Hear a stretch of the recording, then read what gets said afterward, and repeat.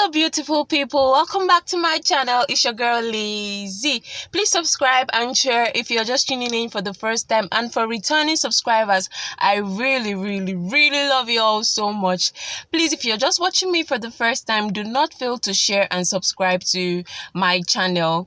So I'll be tying a new trending gele today. If you want to look extra for any occasion it is that you want to go for, this is just the bump.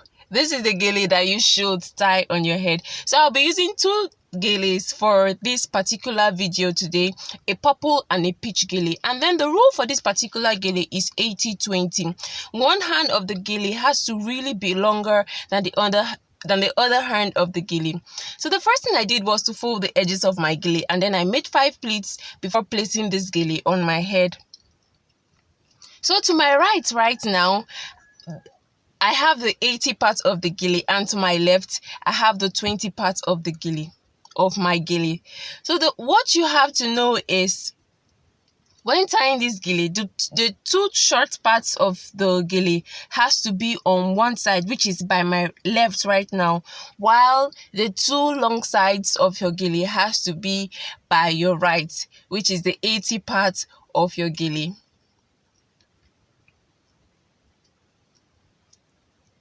So I'm going to be using the purple gele right now as my base gele. I'm just going to hold it and then make some nice pleats with it. This gele is not difficult at all. You just have to take your time and then make good pleats, and once you're comfortable with what you have, then you can go with what you have. And then if you follow these particular steps I'm showing you guys right now, there is just no way that you can miss it. You're going to be the star for the day. And I really love to tie gele on my head because I know and I believe that once you know how to tie gele for yourself, you can tie on anybody, any day and anytime.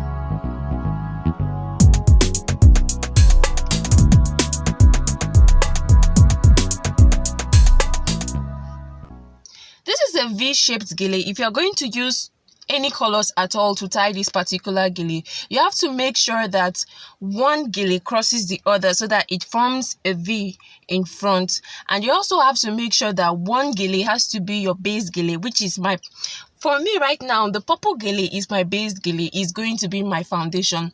And then the peach gele, I'm going to come in with the peach gele at different points. We are going to see that as we get along.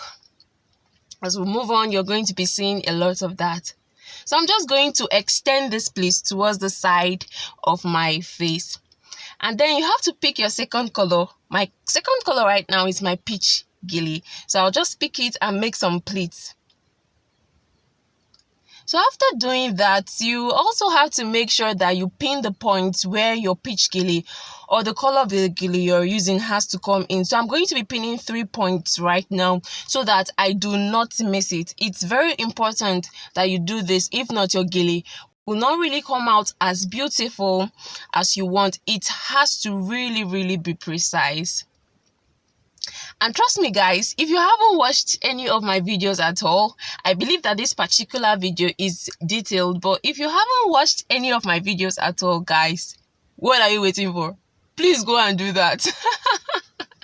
Please go and do that. It will really help you to know how to tie any type of trending gele at all, if it is that you want to. And if you know that the video helps you in any way, any of them at all, do not fail to subscribe and turn on your notification button so that anytime I post, you will be the first to know, most definitely.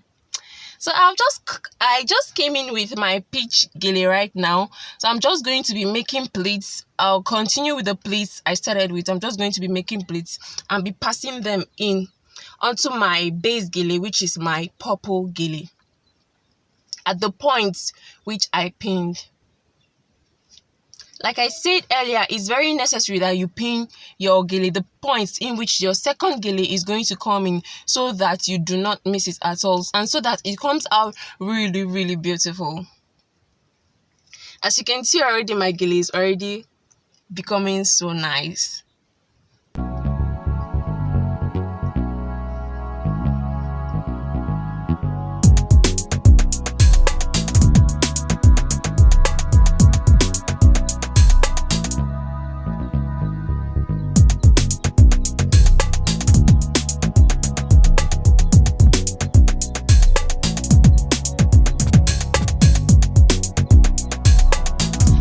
guys, while you do this, please do not fail to extend your pleats. Do not fail to trace your pleats so that you do not miss it. It comes out really beautiful, nice and unique. Do not fail to trace your pleats.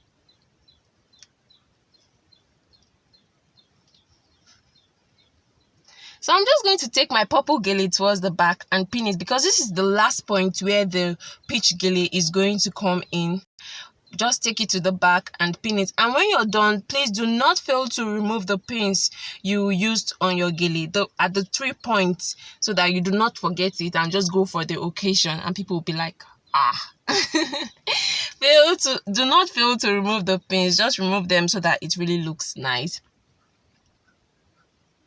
So I'm done with my peach gele right now. I'm just going to take it to the back and pin it. And also I'm going to take my purple gele to the back. That is, after making the pleats, take your purple gele to the back and pin it. So right now I'm just left with my 20 parts of my gele, which were the short parts I started with. I'm also going to make sure that my gele right now is well made. I'm comfortable with what I have. You just have to keep adjusting and adjusting until you get what you want. It actually has to be in a star-like form. It has to be in a star-like form. Just keep adjusting until you're comfortable. So I'm going to take the 20 parts of my gele which is left. I'm just going to take it to the back and pin it and make sure it's really nice and neat at the back. Thank you guys for watching, and here is what the back of the gele should look like. It really should look like this. I love you all so much, and I hope to see you all in my next video. Please do not fail to subscribe and share if this video has helped you in any way. See you all in my next video, which is going to be next week, and I can't wait for you guys. Bye bye.